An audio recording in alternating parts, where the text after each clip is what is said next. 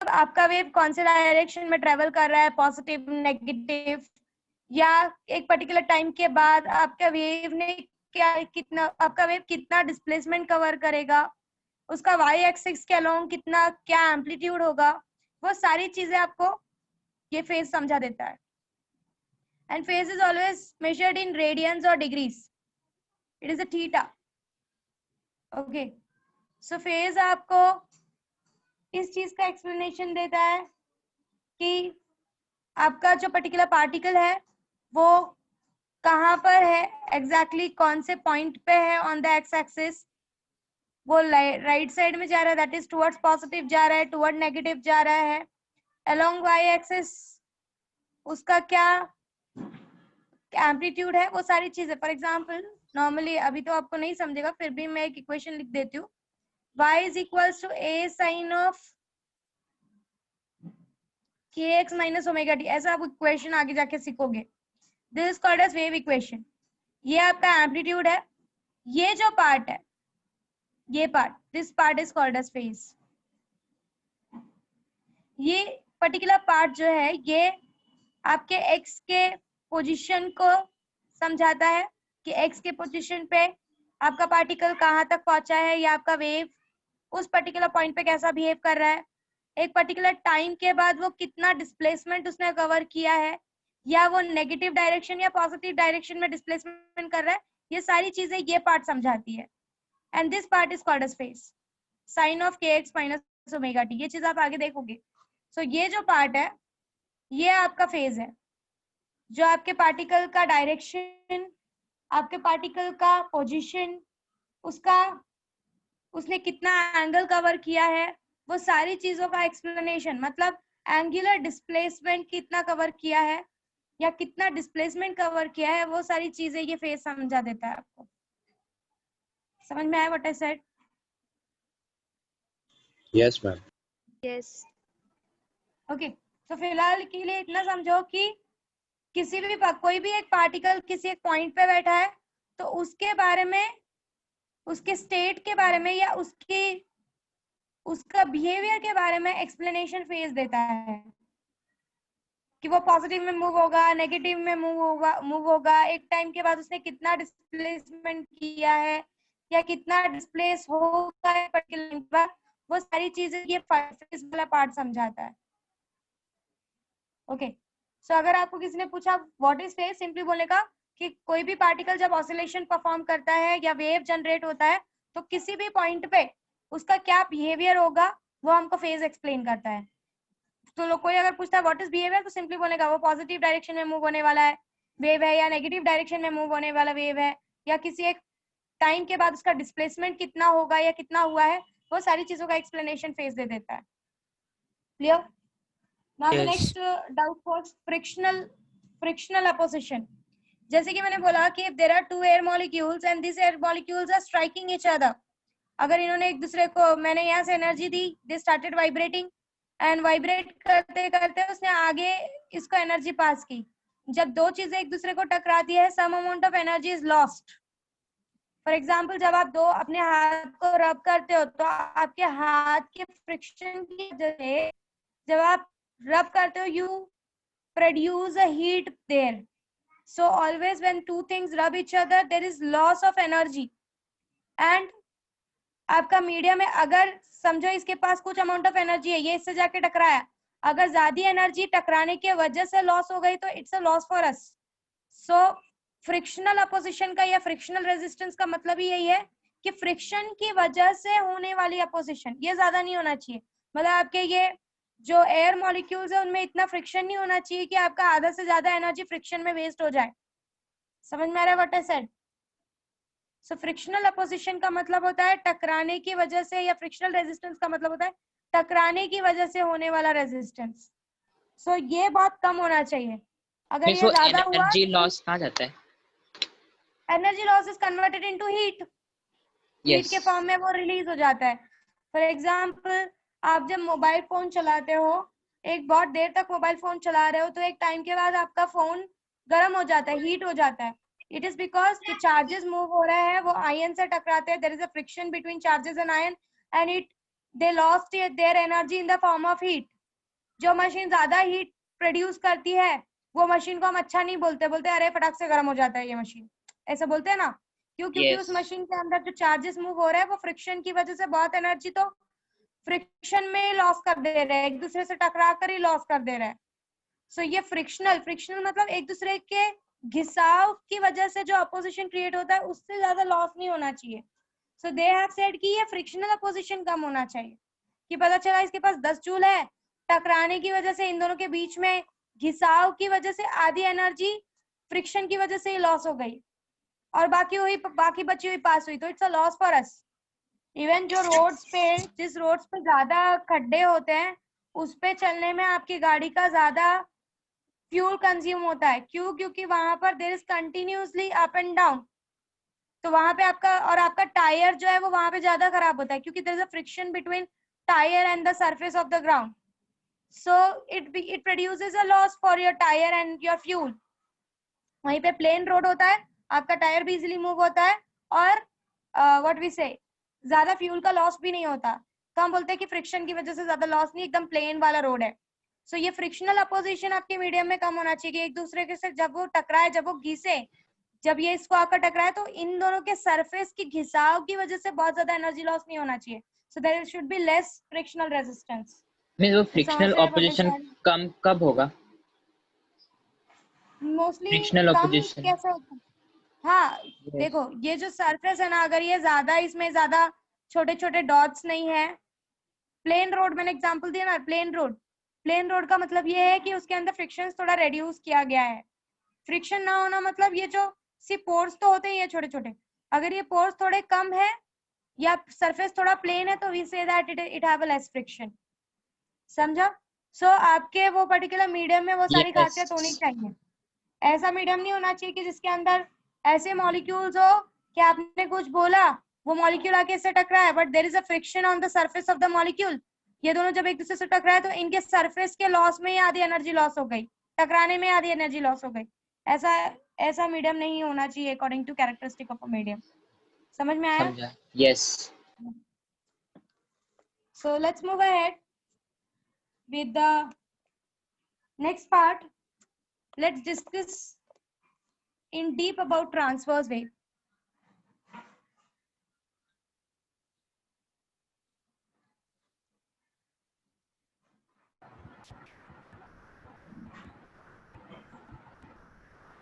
Okay. अब इसका explanation, इसका डेफिनेशन मैं ऑलरेडी आपको समझा चुकी हूँ। कोई मुझे बताएगा what is transverse wave?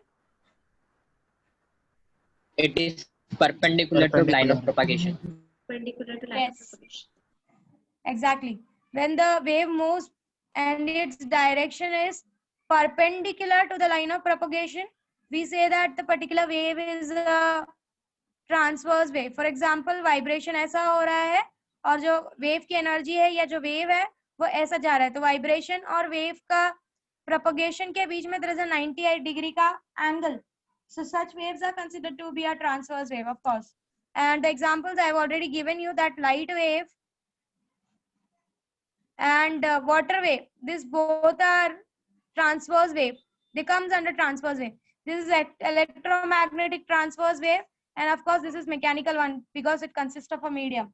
So Yes. these are the two examples for a transverse wave. Let's discuss about the characteristic of a transverse wave. Characteristic discuss करते हैं जरा.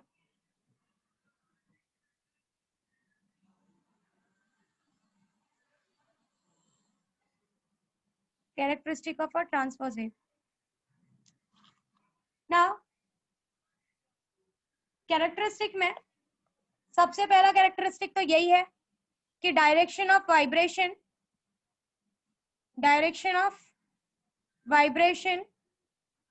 एंड डायरेक्शन ऑफ प्रोपगेशन, ये दोनों एक दूसरे से क्या होता है? Perpendicular. They are perpendicular. ये सबसे पहला कैरेक्टरिस्टिक है। अगर आपको क्वेश्चन में आया write down the characteristic of transverse wave, तो सबसे पहले डेफिनेशन ही उसका रिपीट कर देना है।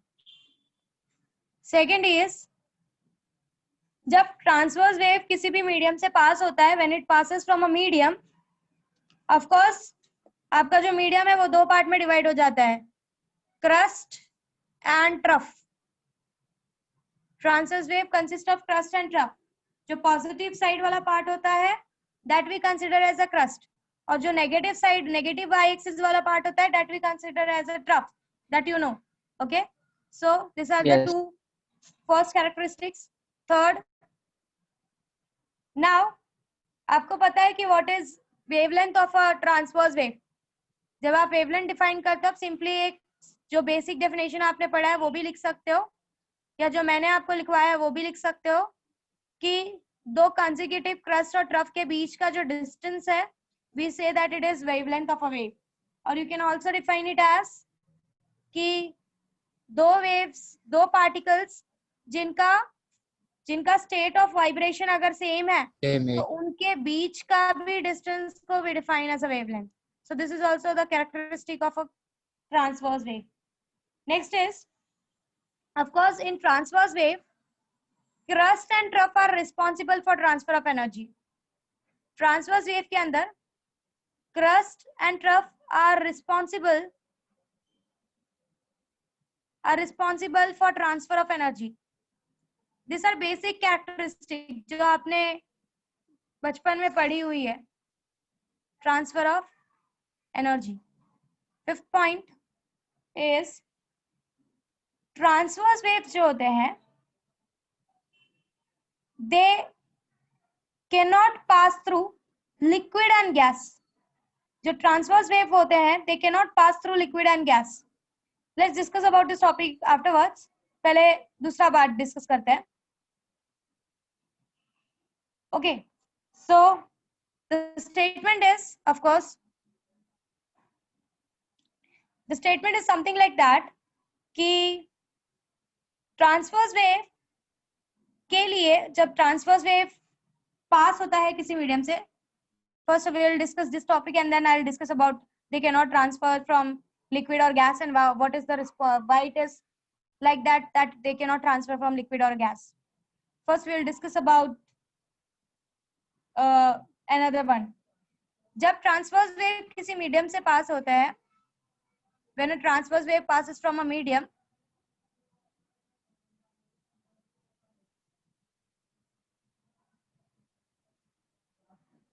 when they passes from a medium,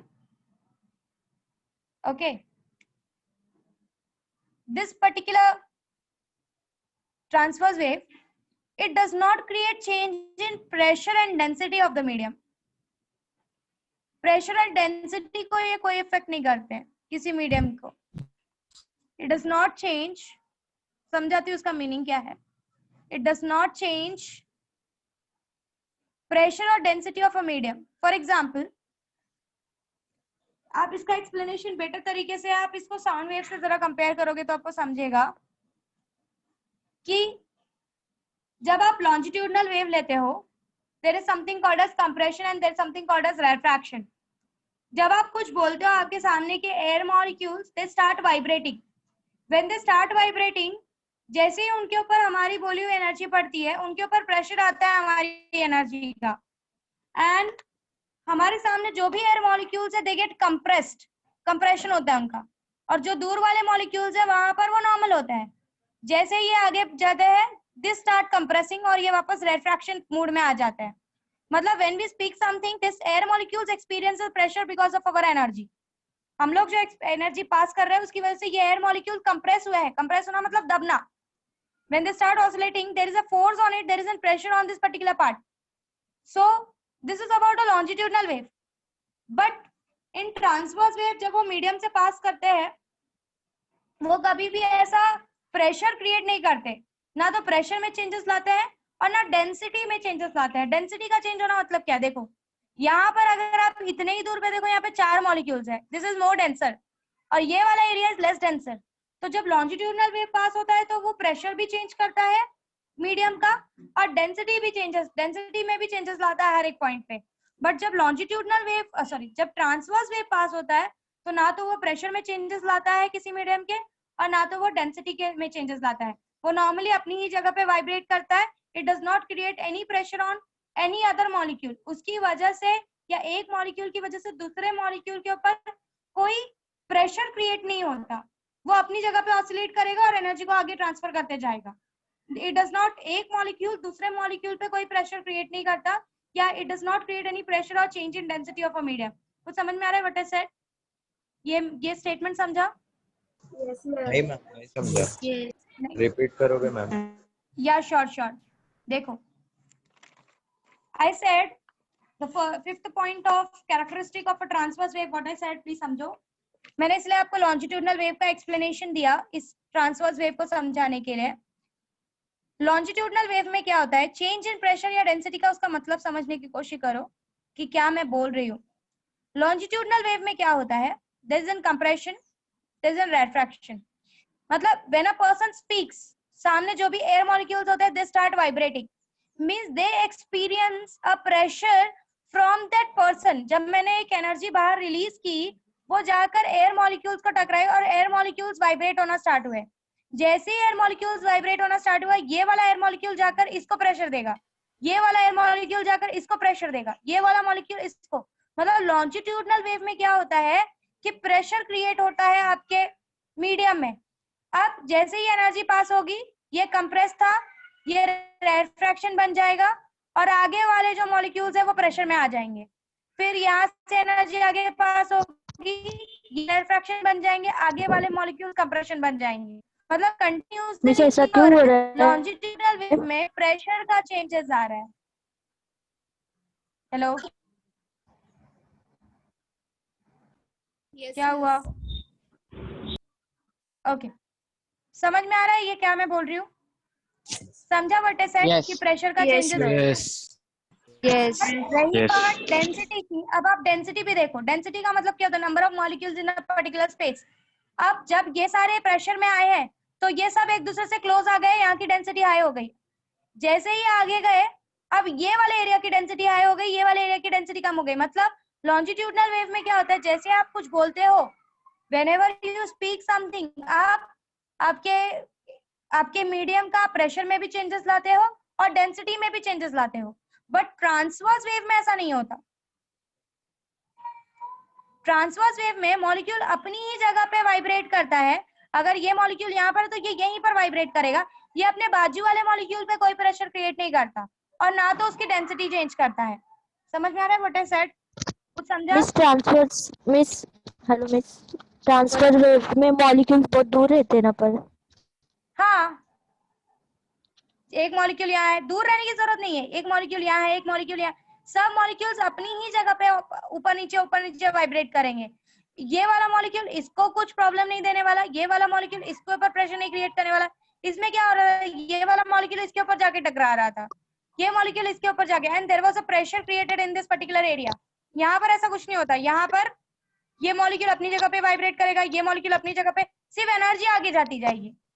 so in transverse wave कोई भी प्रेशर चेंजेस नहीं आता आपके मीडियम में, या डेंसिटी चेंजेस नहीं आता। जो मॉलिक्यूल है वो अपनी ही जगह पे ऑसिलेट करेगा, वो डेंसिटी को नहीं चेंज करेगा। जैसे यहाँ पर देखो डेंसिटी इज चेंजिंग, यहाँ पे डेंसिटी ज्यादा है, यहाँ पे कम है। थोड़े टाइम के बाद जब एनर्जी आगे जाएगी, यहाँ डेंसिटी ज्यादा हो गई, यहाँ पे कम हो गई।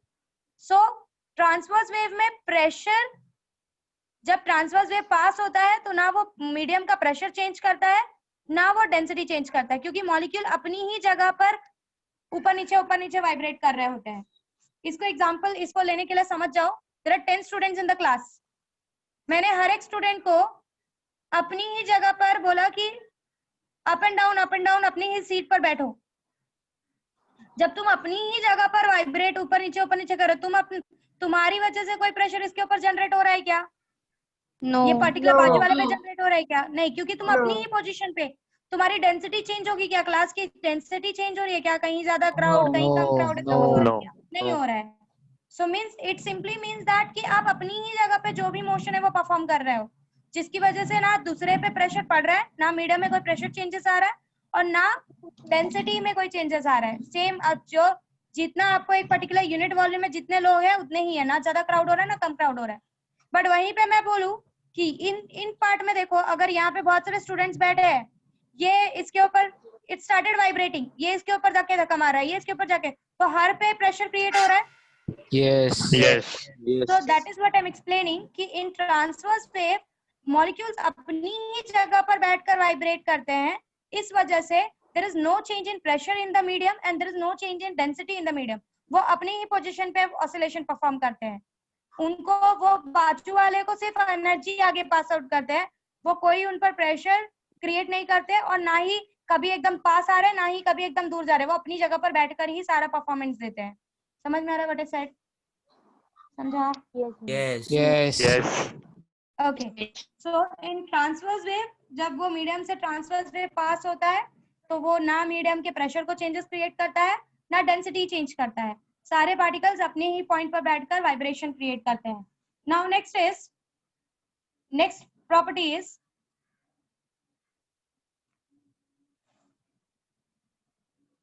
Okay. Next property is about the earlier one, जिसके बारे में मैं डिस्कस करने के लिए मैंने बोला मैं बाद में डिस्कस करती हूँ. जो ट्रांसवर्स वेव होते हैं, mechanical transverse wave I am talking about. Electromagnetic की बात नहीं कर रही हूँ. इलेक्ट्रोमैग्नेटिक को तो मीडियम हो मीडियम ना हो उसको कोई फर्क नहीं पड़ता, कोई खास फर्क नहीं पड़ता उनको. मीडियम हो मीडियम ना हो उसको कोई फर्क नहीं पड़ता. हाँ, थोड़ा सा डायरेक्शन ऑफ कोर्स मीडियम है तो थोड़ा सा डायरेक्शन में चेंजेस दिखाएगा which is called as refraction of light. Okay, और refraction of electromagnetic wave. Otherwise electromagnetic waves को जरूरत नहीं है मीडियम होने या ना होने की, कोई फर्क. कोई मीडियम है तो भी वो चलेगा, थोड़ा सा डेविएशन दिखाएगा, और मीडियम नहीं है तो भी वो इजीली पास हो जाएगा बिकॉज वो अपने फिनोमिना से पास होता है. बट नॉर्मली जो ट्रांसवर्स वेव होते हैं जो इलेक्ट्रोमैग्नेटिक वेव्स नहीं होते, जैसे कि water wave is an example, ऐसे ट्रांसवर्स वेव्स जो होते हैं वो नॉर्मली लिक्विड के अंदर से या गैस के अंदर से पास नहीं हो पाते. They can not pass from liquid और गैस. वो मोस्टली सॉलिड के अंदर से ही पास हो सकते हैं. They can only pass through solid. अब तुमको क्वेश्चन आएगा, मैम आपने एग्जांपल बोला वाटर वेव का और आप बोल रहे हो कि वो लिक्विड या गैस से पास नहीं हो सकता and water is a liquid. So let me explain you कि जो वाटर वेव्स होते हैं वो सिर्फ सरफेस पे रहते हैं. They are only on the surface. पानी के अंदर वेव्स क्रिएट नहीं होती, पानी के सरफेस पे क्रिएट होती है. और पानी का जो सरफेस होता है वो काफी कंटिन्यूस होता है, स्ट्रेच्ड होता है, एक कंटिन्यूअस मीडियम होता है पानी का सरफेस. इसीलिए वेव सिर्फ पानी के सरफेस पे क्रिएट होता है, अंदर क्रिएट नहीं होता. So water wave is an example of an transverse wave जो सिर्फ सरफेस पे बनता है. क्योंकि सरफेस जो होता है पानी का सरफेस, आप कभी भी ऑब्जर्व करो, इवन आपके घर पे भी जो पानी होगा आप उसको ऑब्जर्व करना, आपको एक प्लेन जैसा कुछ दिखेगा. ऐसा लगेगा कि इट इज स्ट्रेच्ड मेम्ब्रेन. ऐसा लगेगा कि एक प्लेन, कोई एक प्लेन जैसे मिरर वगैरह होता है वैसे एक स्ट्रेच सरफेस देखने के लिए मिलेगा. सो जहां पर कंटिन्यूटी, यहाँ पर काफी कंटिन्यूटी होती है, काफी स्ट्रेचनेस होता है, तो सिर्फ पानी के सरफेस पे ये वेव्स बन पाते हैं. पानी के अंदर आपके ट्रांसवर्स वेव नहीं बनते. सो ट्रांसवर्स वेव को मूव होने के लिए कंटिन्यूअस मीडियम की बहुत रिक्वायरमेंट है अगर ट्रांसवर्स वेव को आपको आगे पास करना है तो.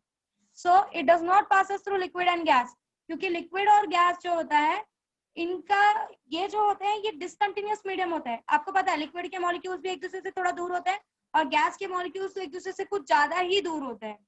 सो ट्रांसवर्स वेव को पास होने के लिए इनको भी पास होने के लिए एक कंटिन्यूअस मीडियम का जरूरत है. I am not talking about electromagnetic waves. हाँ, इलेक्ट्रोमैग्नेटिक वेव्स को कोई खास फर्क नहीं पड़ता. Electromagnetic waves can pass through vacuum, they can pass through any of the part, but of course उनको भी कंटिन्यूटी का थोड़ा रिक्वायरमेंट होता है. इसीलिए जब बारिश आना स्टार्ट होती है, जब हल्की बारिश होती है तो आपका सिग्नल गायब हो जाता है, बट एक बार कंटिन्यूअस जोर से बारिश होना स्टार्ट हुई तो आपको एक कंटिन्यूअस आपको सिग्नल आना मिलना स्टार्ट हो जाता है. सो फिलहाल इलेक्ट्रोमैग्नेटिक वेव के बारे में बात नहीं कर रही हूँ, नॉर्मल ट्रांसवर्स वेव्स के बारे में बात कर रही हूँ.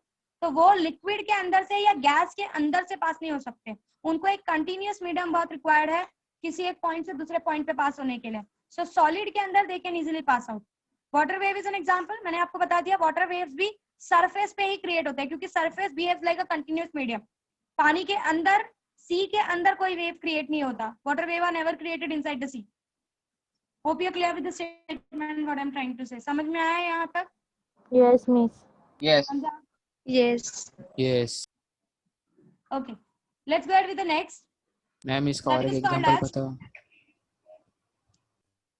Water wave is the best example for transverse wave. और कोई खास एग्जांपल दूंगी तो आपको शायद नहीं समझेगा क्योंकि ट्रांसवर्स वेव का फिनोमिना उतना डीप में आपको नहीं है अभी फिलहाल. और ट्रांसवर्स वेव में आप पढ़ोगे भी तो you will only study about light waves, आप सिर्फ लाइट वेव्स के बारे में पढ़ोगे, वो आप 12th में पढ़ोगे. So it's an electromagnetic in nature, so don't go into deep about it, so just understand about the water waves, that's all. Yes. Okay. Next is it's all about polarization. क्या है समझाती हूँ. Okay. Now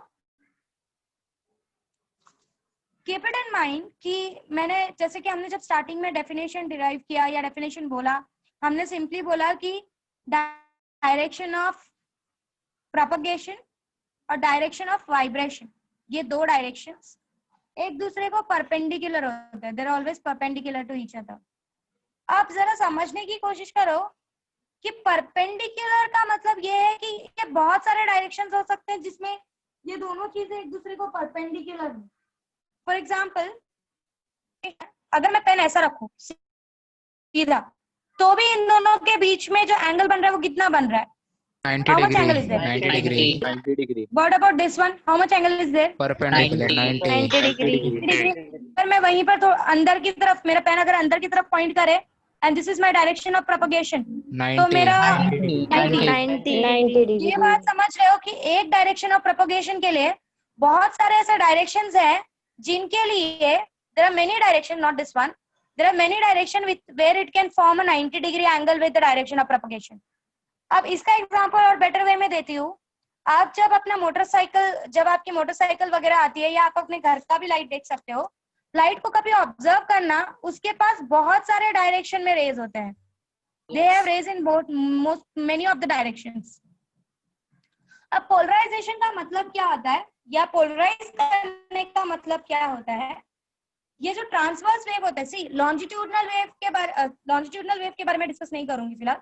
transverse wave में एक बात तो समझ गई कि लाइट का सिर्फ एक डायरेक्शन ऑफ प्रोपगेशन नहीं हो सकता. लाइक अगर ये डायरेक्शन ऑफ प्रोपगेशन है भी, ये डायरेक्शन ऑफ प्रोपगेशन है भी, तो ऐसे बहुत से पार्टिकल होंगे जो 90 डिग्री में ऊपर की तरफ वाइब्रेट कर रहे होंगे, कुछ बाहर की तरफ वाइब्रेट कर रहे होंगे, कुछ अंदर की तरफ वाइब्रेट कर रहे होंगे, कुछ किसी और एक एंगल पे इस थोड़ा सा टेढ़ा होकर इससे वाइब्रेट कर रहे होंगे 90 डिग्री पे. So there are number of directions in which your particles can vibrate and they will be 90 degree with this direction of propagation. कुछ समझ में आ रहा है what I said? कुछ समझा what I said? Yes or no? Yes. Means the angle of vibration it can vary. यहाँ अगर ये this is the direction of propagation, this is also making 90 degree. This is the direction of propagation, this is also making 90 degree. अगर कोई particle यहाँ पर oscillate कर रहा है, this is also making 90 degree. अगर कोई पार्टिकल ऐसा ऑसिलेट कर रहा है इस डायरेक्शन में, तो भी इट इज मेकिंग 90 डिग्री. तो मतलब ऐसे बहुत सारे पार्टिकल्स होंगे जो 90 डिग्री बनाकर बहुत सारे एंगल में वाइब्रेट कर सकते हैं. कुछ समझ रहे हैं व्हाट आई सेड? बहुत सारे डायरेक्शंस में वाइब्रेट कर सकते हैं. Yes. कुछ समझा? Yes. Yes. Yes. ओके. सो इस वजह से आपके पार्टिकल्स अलग अलग डायरेक्शन में वाइब्रेट कर सकते हैं, भले उनका डायरेक्शन ऑफ प्रोपगेशन यही एक ही डायरेक्शन हो. But there are many particles of light which can vibrate in many of the direction and making an angle of 90 degree with the direction of propagation. अब polarization में क्या किया जाता है? What is done in polarization? बाकी सारे directions को block करके सिर्फ एक डायरेक्शन को आगे की तरफ पास किया जाता है. Only one direction is allowed to pass. इनको किसी तरीके से ब्लॉक कर दिया. ये जो बाकी के एंगल्स है ना, ये जो बाकी के, जैसे कि अगर समझो ये एक डायरेक्शन है, एक डायरेक्शन बाहर की तरफ है, एक डायरेक्शन ये है, तो मैंने क्या किया, ये बाहर वाला जो डायरेक्शन है इसको मैंने ब्लॉक कर दिया. सिर्फ ये वाला जो डायरेक्शन जो मैंने पेन से बनाया, सिर्फ मैं उसको ही आगे पास कर रही हूँ. सो ऐसे ये फिनोमिना को कि बाकी के जो पार्टिकल्स जो अलग अलग एंगल, अलग अलग डायरेक्शन में वाइब्रेट कर रहे हैं, but they are making 90 degree with propagation, direction of propagation. बाकी सारे फैक्टर्स को अगर मैं ब्लॉक करके सिर्फ एक फैक्टर को आगे पास कर रही हूँ, such phenomena is called as polarisation of light. इसका यूज कहाँ पे किया जाता है? आप जो गॉगल्स यूज करते हो सनलाइट में, आप बोलते हो कि I am using goggle in the sunlight. Sunlight में वो गॉगल करता क्या है? आपके सनलाइट से आने वाले लाइट को के पास बहुत सारे डायरेक्शंस ऑफ वाइब्रेशन होता है. लिसन, आपके सनलाइट से आने वाले लाइट के पास बहुत सारे डायरेक्शंस ऑफ वाइब्रेशंस होते हैं. वो गॉगल क्या करता है? बहुत सारे डायरेक्शंस को ब्लॉक करता है और सिर्फ एक सिंगल डायरेक्शन को आपकी आंख पे गिरने देता है. मतलब ये सारे पार्टिकल्स को उसने ब्लॉक कर दिया, ये सारे फैक्टर्स को उसने ब्लॉक कर दिया, और सिर्फ एक अमाउंट आपके आंख पे गिरने देता है। इस वजह से आपको थोड़ा सा ब्लैक दिखता है, क्योंकि वो बहुत सारे कंपोनेंट्स को ब्लॉक करता है और सिर्फ एक कंपोनेंट को आपकी आंखों पे गिरने देता है। तो this phenomena is called as polarisation of light. जब आप बाकी सारे डायरेक्शंस को ब्लॉक करते हो और सिर्फ किसी एक डायरेक्शन को आगे पास आउट होने देते हो लाइट के, such phenomena is called as polarisation of light. समझा? कोई एक particle Yes. Yes. क्लियर हो रहा है what is polarization? Yes. Yes, ma'am. Yes. ये सिर्फ एक पार्टिकल करता है काम। हाँ, सिर्फ एक पार्टिकल, किसी एक पार्टिकल जो एक पर्टिकुलर प्लेन में वाइब्रेट हो रहा है उसको ही वो आगे पास होने देता है। बाकी के जो पार्टिकल्स हैं, बाकी के जो कंपोनेंट्स हैं, उनको वो ब्लॉक कर देता है। कुछ पार्टिकल्स होंगे वो ऐसा ऑसिलेट हो रहे होंगे, बट डायरेक्शन ऑफ प्रोपगेशन से उनका एंगल इज 90 डिग्री। कुछ पार्टिकल ऐसे ऑसिलेट हो रहे होंगे, कुछ पार्टिकल बाहर की तरफ ऑसिलेट हो रहे होंगे। सो वो सारे कंपोनेंट्स को ब्लॉक करके सिर्फ एक कंपोनेंट को वो आगे जाने देता है। So, सच फिनोमिना जिसमें सारे कंपोनेंट्स को ब्लॉक करके सिर्फ लाइट के किसी एक कंपोनेंट को आगे पास आउट करने अलाउ किया जाता है, such phenomena is called as polarisation of light. आज के टाइम में पोलराइजेशन बहुत जगह पे यूज किया जाता है। आपके एरोप्लेन्स में यूज किया जाता है, उनकी जो विंडोज है वो पोलराइजर्स, ऐसे मशीन जो पोलराइज करती है लाइट को, उसको पोलराइजर बोलते हैं। तो आपकी जो एरोप्लेन की जो विंडोज होती है वो पोलराइजर से बनाई जाती है। आपके घर की विंडोज पोलराइजर से बनाई जाती है कि लाइट का कुछ ही कंपोनेंट आपके घर के अंदर आए, बाकी सारे ब्लॉक हो जाए। So this phenomena is called as polarisation of light. And the last one, Ma'am. Block क्यों कर? क्योंकि जब आप धूप में चल रहे हो, अगर बहुत ज्यादा धूप आपकी आंखों पे गिरेगा तो हो सकता है आपको चलने में प्रॉब्लम हो, तो आप गॉगल्स यूज करते हो। So that is the reason कि लाइट हमारे ऊपर ज्यादा, हमारे आईज पे ज्यादा स्ट्रेन क्रिएट ना करे, या लाइट से हमको कोई प्रॉब्लम ना हो, धूप से हमको कोई, हमारे आंखों को प्रॉब्लम ना हो, ऐसी जगह पर पोलराइजेशन का कंसेप्ट यूज करते हैं। बोलो। मैम, पोलराइजेशन में फोकस नहीं बढ़ सकता? कर सकते हो, बढ़ा सकते हो। मतलब हम लोग एक ही Focus बढ़ाने डायरेक्शन की में पॉइंट कर रहे हैं तो फोकस ज्यादा बढ़ नहीं जाएगा? ऐसा कुछ नहीं होता। फोकस का मतलब आप समझ रहे हो क्या होता है? पहली बात, फोकस आप जो बोल रहे हो कि फोकस बढ़ रहा है, ऐसा कुछ नहीं होता। आपको आंखों पे बहुत सारे कंपोनेंट्स गिर रहे हैं, आपने क्या कर दिया, आपने कंपोनेंट्स को रिड्यूस कर दिया, दैट्स ऑल। आपने कुछ फोकस नहीं किया कि एक ही डायरेक्शन जाके मेरे आंखों पे गिरे। या फोकसिंग का मतलब क्या एग्जैक्टली आप क्या बोलने की कोशिश कर रहे हो? What do you mean by focus? First of all, जब आप बोल रहे हो कि आई एम जैसे फोकसिंग समथिंग, बोलो। बहुत सारे लाइट रेज है, उनको ज्वाइन करके हाँ। एक स्ट्रेट पाथ पे दे दिया जाए कि इसी डायरेक्शन से पास। तो वो चीज करेंगे तो वो तो अगेन आप what you are doing, again you are creating a strain to your. ये काम पोलराइजेशन का जो गॉगल का काम है, वो काम क्या कर रहा है? वो वही तो कर रहा है कि मुझे बहुत सारे लाइट रेस नहीं चाहिए मेरे आंख पे, मेरे को एक छोटा सा कंपोनेंट चाहिए कि I can easily walk in that particular afternoon. मेरे ऊपर ज्यादा आंखों पे स्ट्रेन आ रहा है उस धूप का, तो I can, my eyes get strain, मुझे धूप लग जाएगी, मेरे आंखों को धूप लग जाएगी। तो वही प्रोटेक्शन करने के लिए तो what I am doing, I am blocking the each component and I am only allowing one single component के आर्टिकल, वही मेरे आंखों पे गिरे so that I can easily walk, that's all. समझा? सो वो चीज करने की जरूरत नहीं है कि आप सारे लाइट रेज को, you can not control light rays. First of all आप कंट्रोल नहीं कर सकते लाइट रेज को कि आपने पकड़ कर उसको सीधा कर दिया। You can not do such things. Light rays travel with transverse wave, electromagnetic waves travel with very high speed. आप हाथ से या मशीन से उसको कंट्रोल नहीं कर सकते इतने इजीली। समझ में आया? So you can simply, you can what you can do कि यू कैन कुछ ऐसा रख कर, आप कुछ ऐसे मॉलिक्यूल्स को रख कर आप बाकी कंपोनेंट्स को ब्लॉक करके सिर्फ एक सिंगल कंपोनेंट को आगे पास होने दो। That is what you can do. You can block them, but you cannot take them in the hand कि नहीं भाई तू भी सीधा हो जाए, ऐसे नहीं कर सकते तुम। You cannot do that. Okay. These are energies. Okay. So let's go ahead. Next one is of course transverse wave में भी medium का elastic होना बहुत जरूरी है, क्योंकि if particles are oscillating up down, तो ऑसिलेशन होने के लिए ऐसा नहीं होना चाहिए कि एक बार ऑसिलेट हो गया ऊपर चला गया तो वापस नीचे ही नहीं आया, या नीचे चला गया ट्रफ बन गया तो वापस अपने मेन पोजीशन पे ही नहीं आया।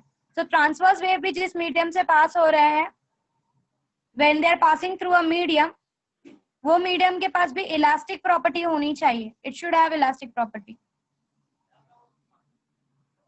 उनके पास भी इलास्टिक प्रॉपर्टी होनी चाहिए कि एक बार अगर एनर्जी उनसे पास हुई है, एक बार वो ऊपर गए, फिर नीचे आए, उन्होंने एक ऑसिलेशन कंप्लीट किया और वो वापस अपनी मेन पोजीशन पे आ गए। तो ये इलास्टिक प्रॉपर्टी उनके मीडियम में भी होनी चाहिए। So these are the some characteristic of your transverse wave.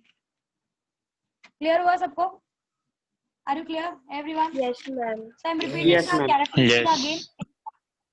एक शॉर्ट में मैं पूरा characteristic रिपीट कर रही हूँ। Yes. Yes, ma'am. Miss elastic के बारे में वो मैं अभी बताया, वो वाला बताओ ना। इलास्टिक का मतलब सिर्फ सिंपली इतना है, देखो मॉलिक्यूल्स ऊपर और नीचे वाइब्रेट हो रहे हैं, दे आर ऑसिलेटिंग। जैसे कि एक मॉलिक्यूल है, फॉर एग्जांपल ये वेव है, दिस आर द मॉलिक्यूल्स, ये अब यहाँ पर आया है, तो ऐसा नहीं है कि यहीं पर आके अटक जाना चाहिए, वापस एक बार एनर्जी आगे पास हो गई तो ये जो भी वेव था, अगर एक बार एनर्जी आगे चली गई तो ये वापस अपनी मेन पोजीशन पे आके रुक जाए। फॉर एग्जाम्पल अगर वाटर वेव क्रिएट हुआ है तो एक बार वाटर वेव से एनर्जी आगे चली गई, सरफेस से एनर्जी आगे चली गई, तो पानी का मॉलिक्यूल वापस अपनी जगह पे आके रुक जाना चाहिए। ऐसा नहीं होना चाहिए कि ऊपर है तो ऊपर ही अटक गया। So it should have elastic property कि एक बार एनर्जी आगे ट्रांसफर हो गई तो वो वापस से अपनी जगह पे आके शांत हो जाए। समझ में आया? समझा what I said? Yes miss. So elastic property should be possessed by the medium through which that particular transverse wave is passing. So I'm revising the characteristic again. जरा ध्यान से रिकॉल करो जो भी बोल रही हूँ। कोई पॉइंट ऐसा है जो नहीं समझा है तो पूछ सकते हो। सबसे पहले मैंने कहा कैरेक्टरिस्टिक ऑफ ट्रांसवर्स वेव में आपको उसका डेफिनेशन लिखना है कि ट्रांसवर्स वेव जो है उसका डेफिनेशन ऐसा है कि उसका डायरेक्शन ऑफ प्रोपगेशन और वाइब्रेशन एक दूसरे से 90 डिग्री पे होता है। सेकेंड मैंने बोला कि ऑफकोर्स जब ट्रांसवर्स वेव किसी मीडियम से पास होता है सो अल्टरनेटली वो क्रस्ट एंड ट्रफ बनाता है। थर्ड मैंने बोला कि किसी भी दो पॉइंट्स के बीच में which are in the same state of vibration we call that particular point, we call that particular distance as a wavelength, उसको हम wavelength से डिफाइन करते हैं। फोर्थ पॉइंट आई सेड कि in transverse wave crust and trough are responsible for transfer of energy. Transverse wave में crust और trough responsible होते हैं एनर्जी के आगे पास आउट होने के लिए। नेक्स्ट आई सेड कि जब भी ट्रांसवर्स वेव किसी मीडियम से पास होता है तो उसके मॉलिक्यूल्स प्रेशर या डेंसिटी में चेंजेस नहीं लाते क्योंकि वो अपनी ही जगह पे वाइब्रेट हो रहे होते हैं। उनकी वजह से उनके बाजू वाले मॉलिक्यूल को कोई खास फर्क नहीं पड़ता। मींस ऐसा नहीं है कि एक मॉलिक्यूल जाकर टकराकर दूसरे वाले मॉलिक्यूल पे प्रेशर क्रिएट कर रहा है। So there is no change in the pressure in that particular medium, and there is no change in the what we say density of that medium. वो अपनी जगह पे ऑसिलेट कर रहा है तो ना कोई मीडियम डेंस हो गया है किसी पॉइंट पे और ना कोई मीडियम रेयर हो गया है या दूर हो गया है किसी पॉइंट पे, क्योंकि वो अपनी ही जगह पे कंटिन्यूसली वाइब्रेट कर रहे होते हैं। नेक्स्ट आई सेड कि जो ट्रांसवर्स वेव होता है वो लिक्विड और गैस, प्लीज ये बहुत इंपॉर्टेंट स्टेटमेंट है, ये आपको एमसीक्यू के लिए आता है क्योंकि आप नॉर्मली सोचते हो कि अरे ट्रांसवर्स वेव मतलब लाइट वेव, लाइट को तो मैंने वाटर से भी जाते देखा है, लाइट को तो मैंने गैस से भी जाते देखा है। तो ये बात याद रखो कि light is an electromagnetic transverse wave, उसका फिनोमिना ही अलग है, वो अलग फंडा है पूरा। नॉर्मल जो ट्रांसवर्स वेव होते हैं जैसे कि वाटर वेव, ये वेव्स जो होते हैं ये नॉर्मली लिक्विड और गैस से पास नहीं होते, ये सिर्फ सॉलिड से, इनको बहुत कंटिन्यूस मीडियम चाहिए होता है चलने के लिए। So transverse wave, mechanical transverse wave of course they do not pass through liquid और गैस। तो मैम मैंने एग्जांपल भी लिया कि वाटर वेव जो होता है भले वो लिक्विड पे बन रहा है पर वो लिक्विड के अंदर मतलब आपके वो पानी के डीप सीज में नहीं बनता, वो सरफेस पे बनता है क्योंकि सरफेस जो होता है लिक्विड का वो एक कंटिन्यूअस मेम्ब्रेन, एक कंटिन्यूअस सरफेस जैसा, एक कंटिन्यूअस पेपर जैसा वो काम करता है। सो इसीलिए वाटर वेव सिर्फ सरफेस पे बनते हैं, पानी के अंदर नहीं बनते। Okay, so transverse wave can only pass through solid, it can not pass through liquid और gas, you have to keep this in mind. Next is I explained you about the polarisation. मैंने आपको polarisation समझाने के लिए मैंने आपको ये बात बताई कि अगर आप किसी टॉर्च को देखो तो आपको लाइट के बहुत सारे डायरेक्शंस दिखेंगे जिसमें आपके बहुत सारे पार्टिकल्स अलग अलग डायरेक्शन में वाइब्रेट कर रहे हैं, क्योंकि मैंने आपको बताया कि एक डायरेक्शन ऑफ प्रोपगेशन के लिए ऐसे बहुत से डायरेक्शंस हैं जिसमें you can have a 90 degree with this particular direction. इस सिंगल डायरेक्शन से बहुत सारे एंगल्स है जिसमें आपको 90 डिग्री वाइब्रेशन मिलेगा। ऊपर की तरफ लो तो भी, बाहर की तरफ लोगे तो भी इट विल मेक 90 डिग्री, अंदर की तरफ लोगे तो भी इट विल मेक 90 डिग्री। तो ऐसे बहुत से डायरेक्शंस है वाइब्रेशन के जिससे डायरेक्शन ऑफ प्रोपगेशन 90 डिग्री बनाता है। इसीलिए लाइट के बहुत सारे कंपोनेंट्स होते हैं।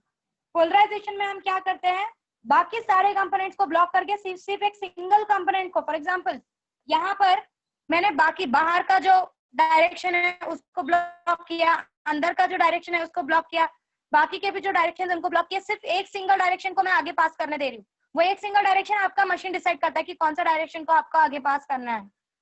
तो जब मैं सिंगल डायरेक्शन को आगे पास करती हूँ, we say that I am polarizing the light, और जो मशीन उसको पोलराइज करती है उसको पोलराइजर बोला जाता है। Example is the goggle which you use during sun in afternoon. जब आप बाहर जाते हो गॉगल यूज करते हो, गॉगल वही करता है, वो बाकी सारे कंपोनेंट्स को ब्लॉक कर देता है और सिर्फ सिंगल कंपोनेंट को आपके आंखों पे गिरने देता है, जिससे आपके आईज पे स्ट्रेन नहीं होता जब आप धूप में जाते हो। Next is transverse wave. जब भी किसी मीडियम से पास होता है, उस मीडियम के अंदर भी इलास्टिक प्रॉपर्टी होनी चाहिए कि एक बार वो ऊपर ऑसिलेट हुआ, नीचे ऑसिलेट हुआ, तो वापस एनर्जी आगे चली गई तो वापस वो अपने मीन पे आ जाए। ऐसा नहीं कि ऊपर गया तो ऊपर ही अटक गया, नीचे गया तो नीचे ही अटक गया, नहीं। once the energy is passed, it should come to its mean surface. So these are some properties of a transverse wave. Hope you are clear with the things. कोई doubt है तो पूछ लो। Everything is clear? Yes. Yes, ma'am. No problem clear? Yes, ma'am. Yes, ma'am. Polarization का concept समझा क्या है? Yes. Yes, ma'am. Yes, ma'am. Yes. Yes. Polarization का आपको कंसेप्ट समझा हो? आपको चाहिए तो आप पेन लेना, 2 पेन लो और आप डायरेक्शन डिसाइड करो कि कितने डायरेक्शन में 90 डिग्री बन रहा है। मैंने आपको 3 डायरेक्शन तो खुद दिखा दिया कि एक तो यही है, ये डायरेक्शन ऑफ प्रोपगेशन है, पहला डायरेक्शन यही है। दूसरा डायरेक्शन अगर मैं पेन को बाहर की तरफ लूं, देखो पार्टिकल बाहर की तरफ वाइब्रेट हो रहा है, डायरेक्शन ऑफ प्रोपगेशन ये, तो भी इट इज फॉर्मिंग 90 डिग्री। तो ऐसे बहुत से एंगल्स है। अब ये डायरेक्शन थोड़ा सा मैं टिल्ट कर रही हूँ पेन को, अभी भी देखो डायरेक्शन ऑफ प्रोपगेशन से इट इज मेकिंग 90 डिग्री। सो ऐसे बहुत से डायरेक्शंस है जिसमें पार्टिकल वाइब्रेट करके प्रोपगेशन से 90 डिग्री बना सकते हैं। सो बाकी सारे कंपोनेंट्स को ब्लॉक करना है और सिर्फ सिंगल कंपोनेंट को आगे पास होने देना है, और वो सिंगल कंपोनेंट कौन सा होगा वो आपका पोलराइजर डिसाइड करेगा। समझ में आया? Clear? Yes. Okay. So let's go ahead. Let's move to the next characteristic. Characteristic of a longitudinal wave. इसके characteristics are quite easy as compared to the transverse wave, क्योंकि इसका डायरेक्शन जो है वो फिक्स्ड है। जिस डायरेक्शन में energy जाती है उसी डायरेक्शन में वो खुद वाइब्रेट होता है। So the next topic is characteristic of longitudinal wave. पहला तो आप इसका डेफिनेशन लिखोगे, of course. Definition is, you know about the definition of a longitudinal wave? Direction of propagations and direction of Parallel to- vibration. Parallel to each Parallel. other. Parallel to each other. Yeah. So direction of vibration and direction of propagation are parallel. ये तो सबसे पहली property है। Are parallel. Okay. Next is, जब longitudinal wave किसी medium से पास होता है तो आपका मीडियम 2 पार्ट में डिवाइड होता है, that is compression and रेफ्रैक्शन।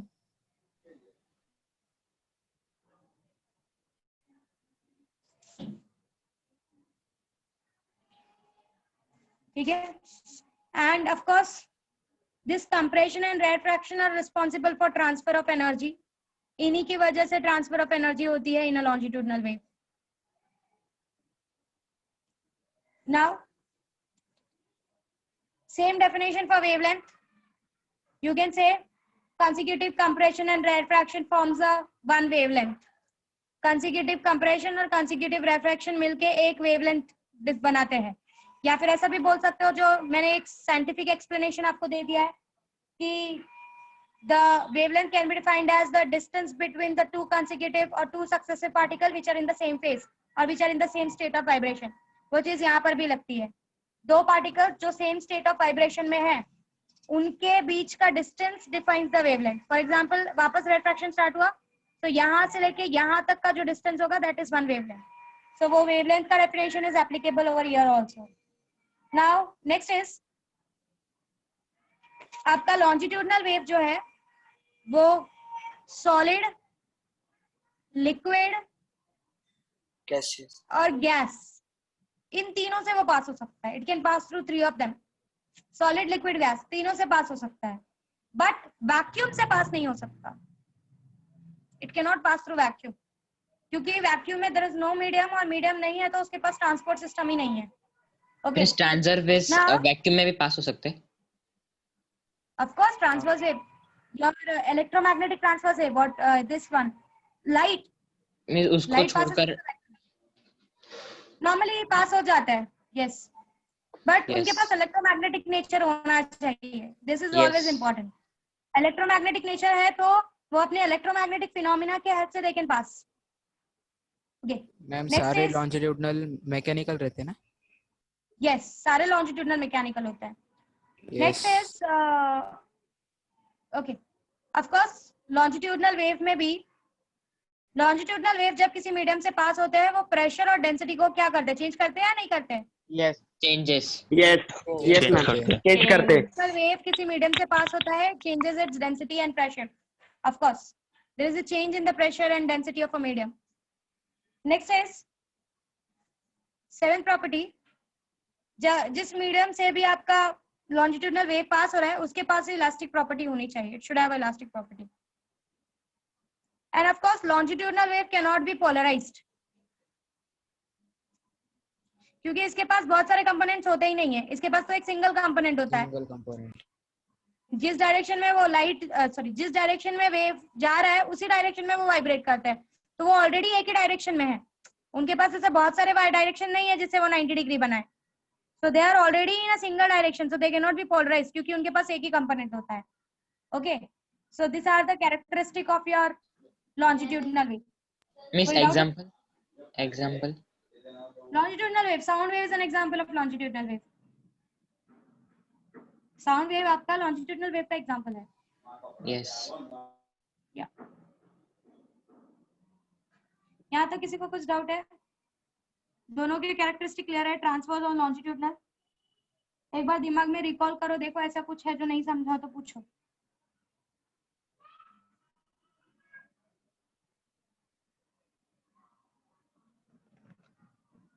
If there any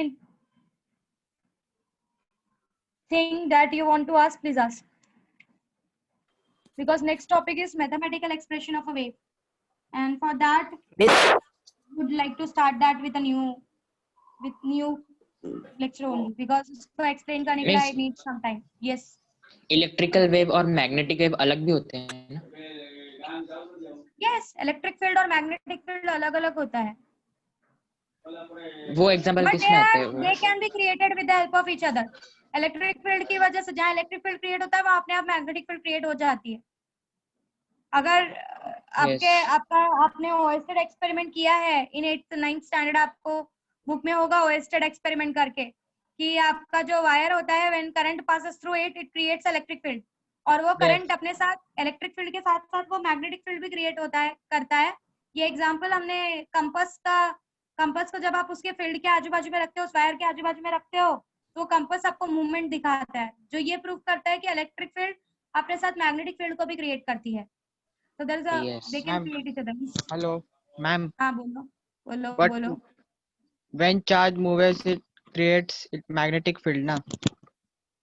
Yeah, of course. When charge moves, it creates Or electric ma'am, field and it. Yes.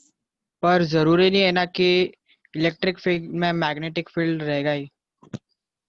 That depends on the condition. Which condition you are talking about? जैसे कि मैंने बोला कि charge के movement के बाद ही magnetic field create होता है. अगर सिंगल चार्ज आपने जस्ट रख दिया तो अपने आजू बाजू इलेक्ट्रिक फील्ड क्रिएट करके रखेगा. It will not create a magnetic field at that particular point. And of course, again, the thing is, it is relative. अब ये वर्ड पे मैं नहीं आना चाहती हूँ क्योंकि that phenomena is quite different. आपको वो चीजें नहीं समझेगी. It's Einstein का phenomena.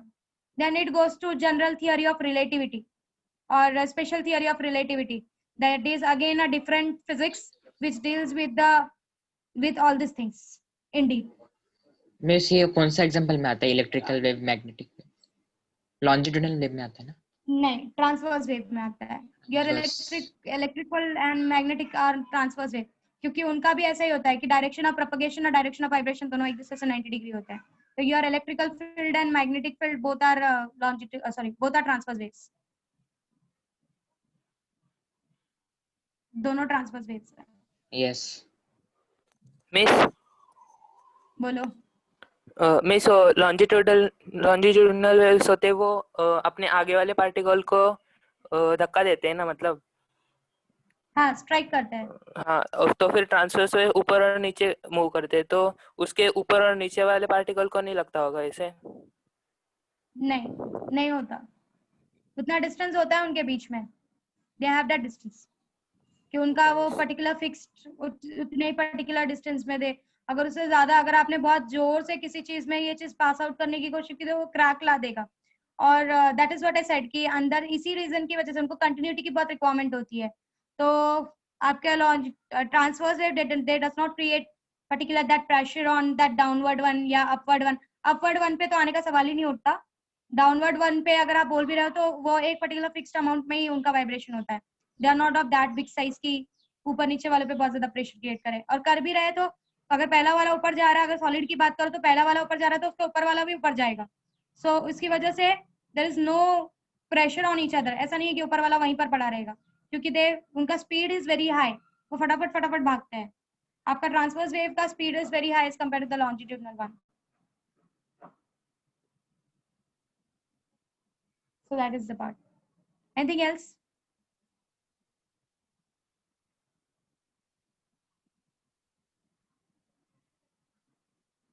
Okay, so I'll wind up here. We'll continue with mathematical expression in the next lecture. यहाँ तक पढ़ के आना, so I can take oral of course in next lecture. यहाँ तक पढ़ के आओ, फिर